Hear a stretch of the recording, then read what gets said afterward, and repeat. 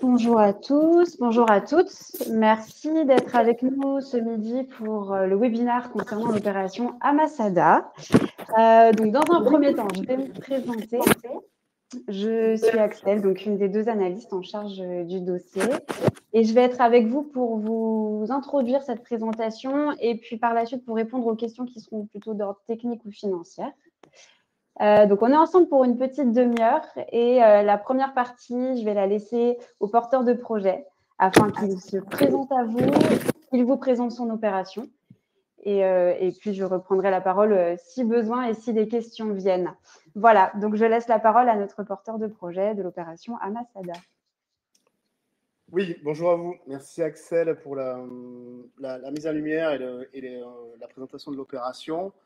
Donc, pour vous faire un petit récapitulatif de mon parcours professionnel et des projets qui sont à venir, donc, notamment sur Saint-Pierre-de-Lage, le principe de découpage parcellaire. Moi, j'ai fait à peu près 19 ans de promotion immobilière en tant que directeur développement sur la partie responsabilité. J'ai œuvré, on va dire, pour les promoteurs nationaux tels que Bouygues, Crédit Agricole Immobilier, LP Promotion, qui est un local développé au niveau national. Et mon métier premier était de gérer les équipes de développeurs et de rechercher du foncier pour pouvoir réaliser, bien sûr, les opérations et les ouvrages de promotion immobilière, voilà, sur la métropole toulousaine.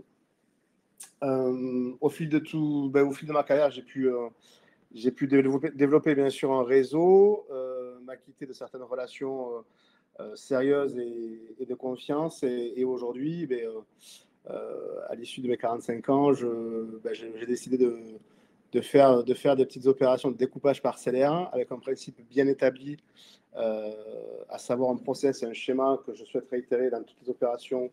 Je vous expliquerai un petit peu techniquement de quoi il s'agit. Et pour ce cas, pour le projet de Saint-Pierre-de-Lage, je me suis associé avec Patrick Boussier, qui est un architecte de formation, bien sûr, un architecte d'APLG, et qui a monté pas mal de projets en promotion avec moi. Donc pour lui aussi, un petit virage, un nouveau départ suite à ça, puis c'est un métier complémentaire, mais c'est pas tout à fait équivalent à cette pratique. Mais ça amène, comme j'expliquais à Axel, une complémentarité sur nos opérations, car pour le cas, sur le découpage parcellaire, et ça sera le cas, je pense, sur le projet de Saint-Pierre, on peut adosser nos principes de vente de foncier avec un permis de construire déjà attribué à la parcelle, purgé de tout recours. Voilà. Donc, moi, je trouvais que la complémentarité des deux compétences, moi, le foncier, la négociation, le découpage et les capacités et les compétences de Patrick Boussier étaient assez bonnes pour avoir un petit levier et un petit plus pour pouvoir activer commercialement la vente des lots à bâtir. Voilà. Le projet, alors je vois qu'Axel slide sur le projet. Donc, on est sur une parcelle d'environ 3000 m² avec une maison. Alors, la disposition était assez idyllique, on va dire, parce qu'aujourd'hui, la parcelle déjà propose deux routes, on va dire, qui bordent le foncier. Donc des capacités de droit à construire à répéter sur les deux parties, sur ces deux fronts de voies routières, ce qui est quand même super intéressant. La maison se situe au milieu avec la piscine, donc j'ai envie de dire, moi, alors, dès que j'ai vu on va dire, l'aménagement de cette parcelle, bien évidemment, l'idée c'était de remultiplier les droits sur les deux routes qui passaient, donc chemin des Orphelines et chemin de l'église, en conservant l'identité propre de la maison seule avec la piscine et créer des accès directs sur les parcelles en front de voie. Donc, suite à ça, ce que je vous disais au préalable de la présentation, moi, mon process aujourd'hui, c'est de monter des opérations sans déposer de permis d'aménager. Pourquoi? Parce qu'un permis d'aménager est plus long, plus technique, plus coûteux, plus contraint. On est souvent assujetti, bien sûr, à des pièces complémentaires, donc sur des délais qui vont entre 18 et 24 mois au total avant de pouvoir acquérir la parcelle, et sur un cheminement qui n'est pas le mien, puisque moi, aujourd'hui, je ne souhaite réaliser les opérations qu'en découpage parcellaire, en DP, ce qu'on appelle, ce qui va beaucoup plus vite pour le découpage et l'attribution des lots, ce qui rassure un peu les propriétaires vendeurs parce qu'ils ne passent pas dans ce cheminement un petit peu administratif et long et contraint d'un permis d'aménager, et ce qui pour nous rend un projet assez liquide. C'est-à-dire que les allers-retours sur le principe de vente, de commercialisation et d'opérationnel est beaucoup plus fluide et rapide, pour nous rassurer à nous et pour avoir après une sortie technique et administrative assumée. Donc voilà, moi ce principe-là, c'est du découpage parcellaire et j'ai envie de dire, il faut que ça plaise aux mairies, bien évidemment, puisque le maire est souvent le décisionnaire final. Et c'est à nous et à moi de présenter un projet cohérent qui rentre dans l'environnement existant et qui suive, on va dire, un petit peu les directives de développement de la commune, voilà, à proprement dit. Donc, pour moi, c'est un process qui est bien établi, que je souhaite respecter, qui n'est pas facile à chaque fois, mais je préfère ne pas faire de projet que plutôt repartir sur un principe pardon, de lotissement, donc de permis d'aménager, beaucoup plus lourd, beaucoup plus long et beaucoup moins fluide pour vous, les investisseurs, pour moi, et pour la personne, pour les propriétaires vendeurs. Voilà.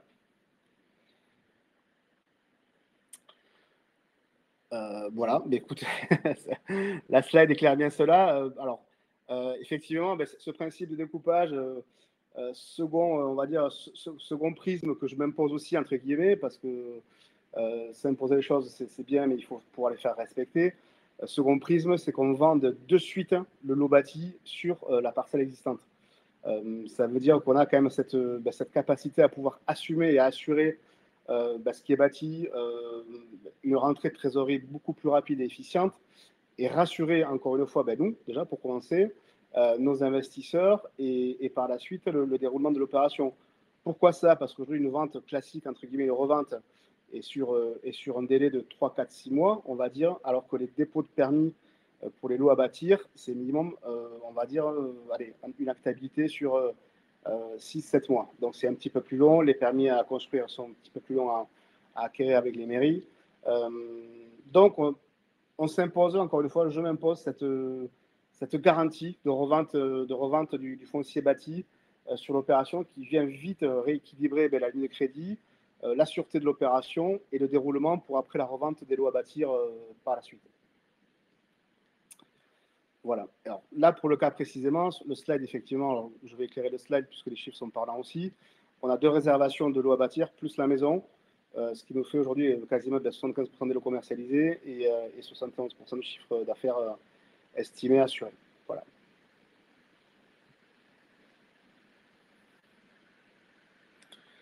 Donc voilà, écoutez, l'éclairage par image. Alors peut-être vous présenter la commune déjà, parce que la commune est un petit village qui vit très bien au sud de Toulouse. Moi, Toulousain, d'adoption depuis 25 ans, on connaît les secteurs qui sont attractifs. Joueur de golf, pas forcément émérite, mais je sais. Donc, on a des secteurs et des régions et des coteaux qui sont quand même assez attirants. Et c'est le cas sur Saint-Pierre-de-Lage, en fait. Donc, c'est un petit village qui se situe à 20-25 km de Toulouse et qui est relié par une ville qui est assez active, qui s'appelle Quinfonce-Grive, qui est au sud de Toulouse, qui regroupe beaucoup d'activités. Une nouvelle clinique, très grosse clinique, on va dire, très gros secteur médical qui a été implanté sur la commune vivante, assez riche, assez porteuse, on va dire, dans les opérations. Et mon petit village de Saint-Pierre se situe à 7 km de cette commune-là. Avec Florence, qui est une petite ville aussi entre les deux, qui assume toutes les capacités commerciales, services, on va dire très bonne visibilité, une très bonne viabilité dans ce petit village-là. Donc, à proximité, on va dire plus ou moins, on va dire distant de 10-15 minutes maximum du projet. L'avantage, c'est qu'on est sur un coteau plein sud. Je ne sais pas si vous avez bien noté pour voir un petit peu l'étude de marché et les concurrents qui sont en place.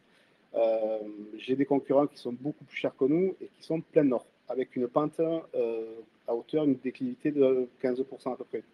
Donc voilà, j'ai voulu ouvrir aussi sur un projet plus intimiste, plus petit, plus facile, on va dire, plus fluide, plus liquide, et qui aujourd'hui assure quand même des compétences d'avoir un coteau plein sud, un petit village avec l'école, bus et proximité des avantages et des services tout autour, et un petit golf à proximité, à 1 kilomètre du village, qui s'appelle le golf d'Estolosa, voilà, qui est un moment et un secteur assez sympa pour, voilà, pour partager des moments assez intéressants et prendre le bon air.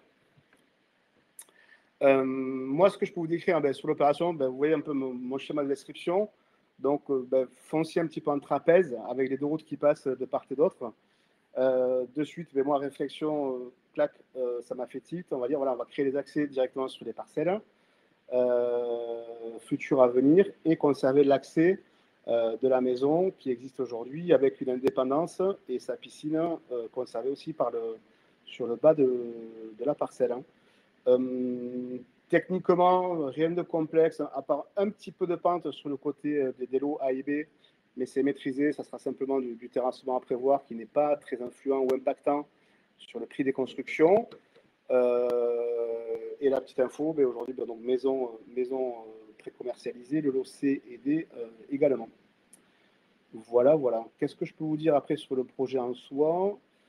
Alors, parcelle arborée, on a prévu un petit budget quand même pour éclairer tout ça, même si la mairie est quand même propice à vous regarder les arbres et j'en suis tout à fait conscient. Moi, je suis pour, sur chaque projet qu'on met en place avec des parcelles un petit peu arborées, je fais une étude phytosanitaire à chaque fois pour voir et connaître un petit peu le caractère des arbres, leur âge, leur capacité, est-ce qu'il y a des copines chenilles qui nous embêteraient ou pas, voilà, un petit peu éclaircir cet aspect un petit peu sauvage, parce que la parcelle est un petit peu à l'abandon suite à une succession, et de comprendre quels sont les vrais végétaux à conserver et pouvoir les mettre en exergue pour on va dire, l'agrément des constructions et l'agrément du terrain. Voilà pour ça. Qu'est-ce que... Voilà, la commune qui a été présentée. Donc voilà, quelques chiffres. Quelques chiffres qui nous incombent, donc bien sûr l'acquisition, le prix de revient. Alors, ce qui est avantageux, encore une fois, ce que je disais, c'est encore une fois de ne pas passer par un permis d'aménager, on ne crée pas d'espace commun, donc beaucoup moins de travaux, pas de candélabres prévus, pas de voirie à faire. Là, j'ai envie de dire, voilà, on est sur un budget de 30-35 000 euros en travaux, c'est simplement la mise en place des accès, tout ce qui est élagage des végétaux, ce qu'on vient de se dire. Et le maire m'a demandé de relier le lot C et D, donc les deux lots qui ont été réservés, au principe du tout à l'égout qui se situe chemin des Orphelines, donc à l'opposé de l'implantation de la maison. Donc tout ça a été chiffré, budgété au niveau des concessionnaires, au niveau des professionnels d'aménagement, et on est exactement dans le cadre du chiffre de travaux prévu. Voilà.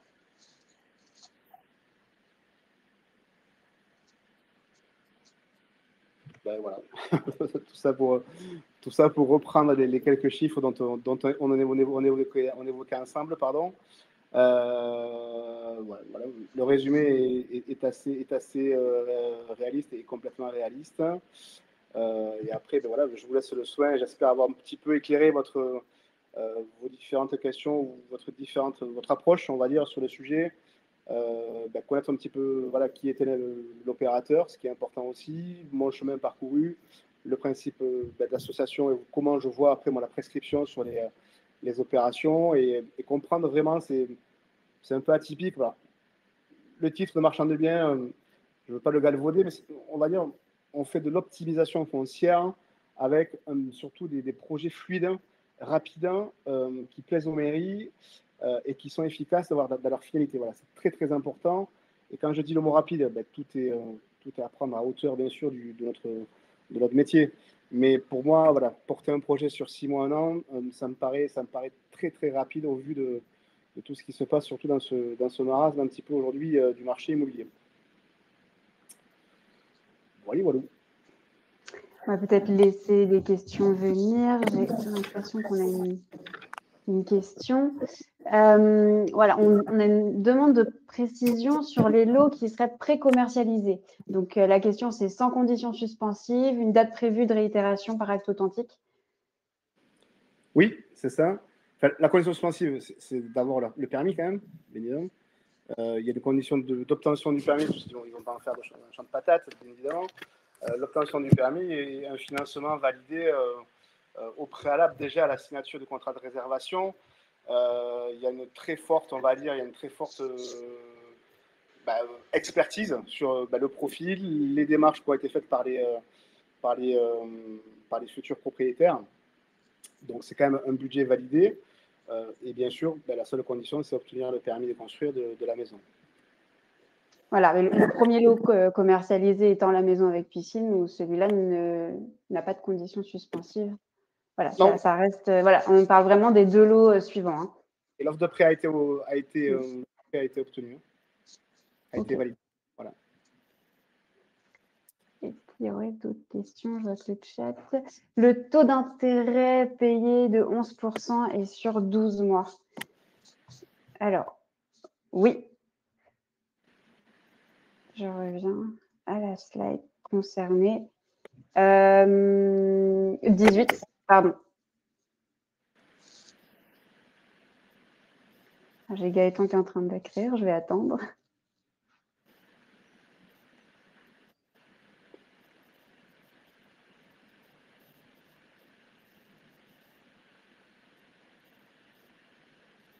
Ah oui, le taux d'intérêt, pardon, pas la durée d'investissement. Oui.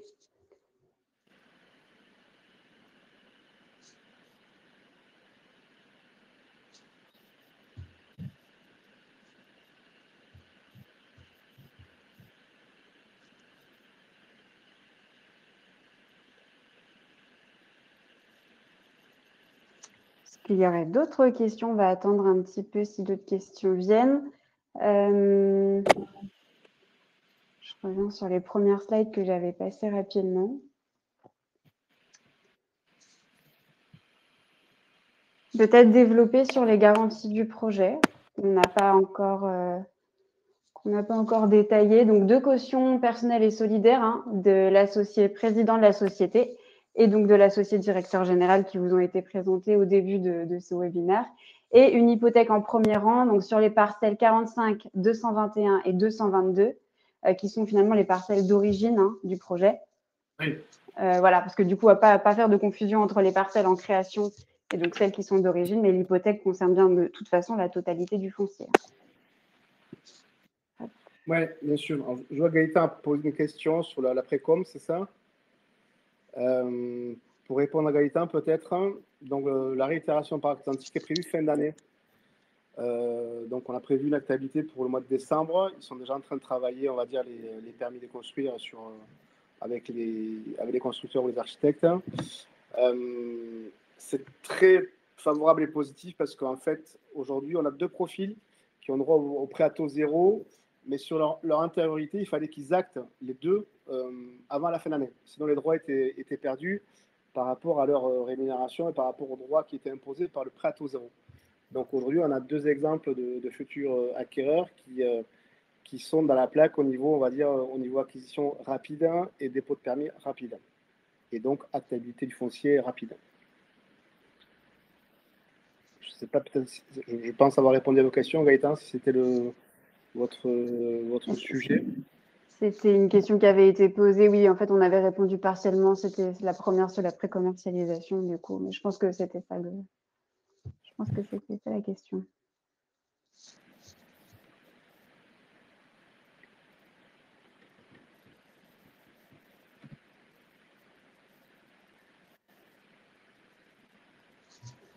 On va laisser potentiellement d'autres questions arriver.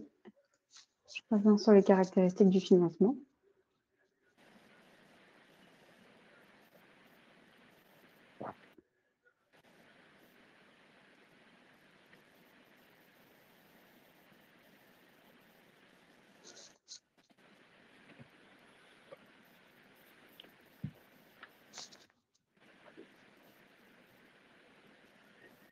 Bon, on attend de savoir si la réponse convient. Du coup, on n'a pas encore le retour.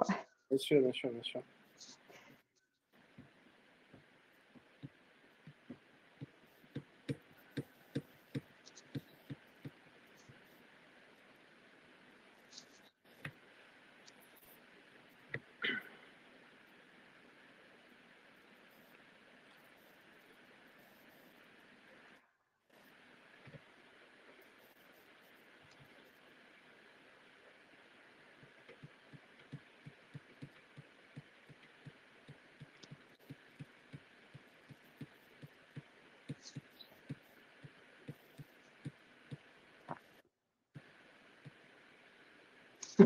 Oui, donc voilà, on va considérer que du coup, la réponse convient et que c'était ce qui était attendu.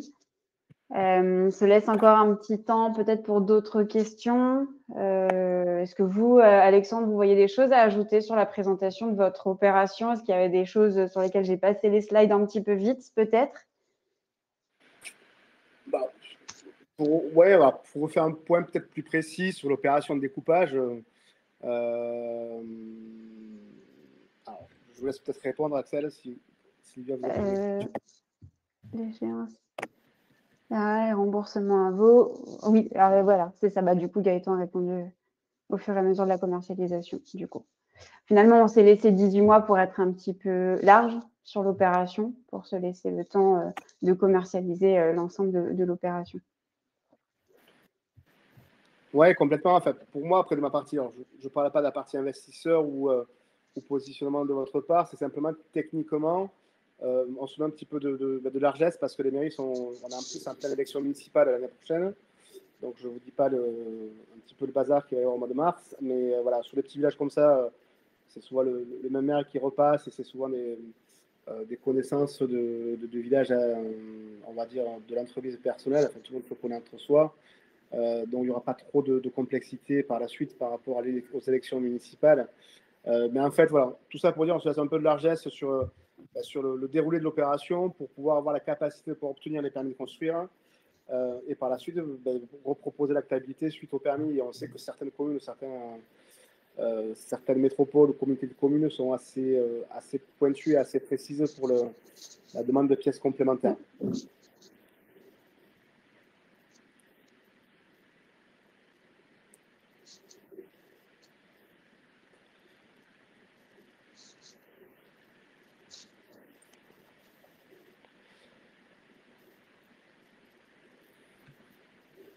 Bon, j'ai pas l'impression qu'il y ait d'autres questions qui viennent dans l'immédiat. Alors, de toute manière, nos chargés de relations investisseurs seront toujours là pour répondre aux questions, hein, bien sûr, sur le projet, s'il y en a à l'issue du webinaire qui vous viennent. Et du coup, Alexandre, voilà, je vous laisse ajouter ce que vous souhaitez ajouter, sinon on peut peut-être clôturer ce webinaire. S'il n'y a pas de questions, tant mieux. N'hésitez pas. J'espère que ma présentation a été, pour moi, c'est évident, mais a été fluide pour vous et compréhensible et on va dire dans le principe comprise, parce que c'est aujourd'hui, voilà, moi mes prismes, c'était quand même, comme je vous ai dit, ma politique d'entreprise, c'est d'avoir cette fluidité sur l'opération. Mes références sont quand même dans le métier aussi assez importantes et sur le réseau local, surtout dans le pays toulousain, c'est hyper, hyper, hyper important. Respecter mes process, avoir mes garanties, notamment sur la revente du bien, ce qui fait, avec toutes les garanties qu'il y a autour au niveau notarié et engagement personnel, ce qui fait des opérations hyper, hyper bien bouclées, quoi. Voilà, c'est pas pour dire, mais pour avoir connu pas mal d'autres choses auparavant, l'opération est très, très bien bouclée et voilà, petit prix, petit foncier, c'est ce que les gens recherchent aujourd'hui. On est bon sur le produit et j'ai envie de dire, voilà, il faut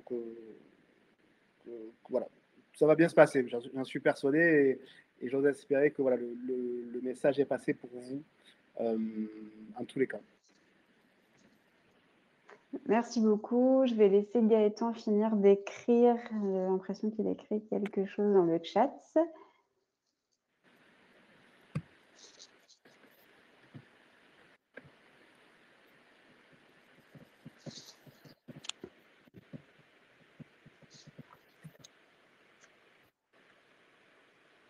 Voilà, donc il remercie tout le monde pour cette présentation et puis pour votre participation à tous.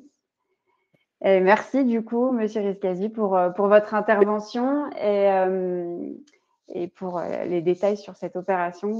Je pense que c'est toujours une valeur ajoutée que d'avoir des détails sur un projet et d'avoir le porteur qui en parle en direct et qui parle de son opération, hein, parce que c'est quand même lui qui est mieux placé pour en parler. Avec grand plaisir. Avec grand plaisir. Et je vous souhaite une bonne suite pour la continuité. Et puis, à très bientôt. Merci à vous. Merci à tous. Et nous, on reste disponible chez les entrepreneurs. Si vous avez des questions, bien entendu, n'hésitez pas. Très bonne journée à tous. Au revoir.